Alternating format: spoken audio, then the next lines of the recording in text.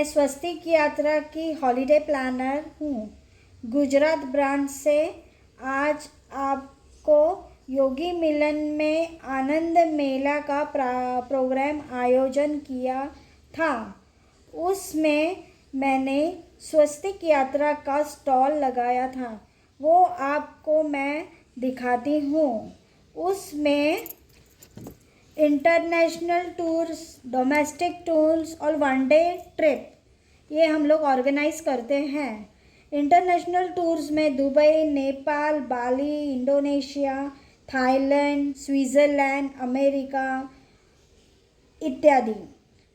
Domestic tours में कुल्लू मनाली, कश्मीर, लद्दाख, वैष्णो देवी, गोवा, राजस्थान, केरला, महाराष्ट्र, मुंबई दर्शन वो सब आता है।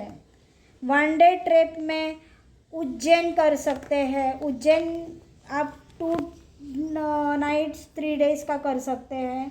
फिर स्टैच्यू ऑफ यूनिटी 1 डे होता है। फिर दमन आप 1 डे में घूम सकते हैं। सापुतारा आप 1 डे में घूम सकते हैं।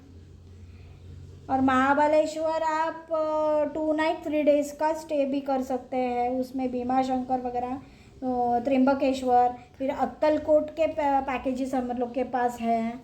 फिर देवदर्शन के पैकेजेस हैं।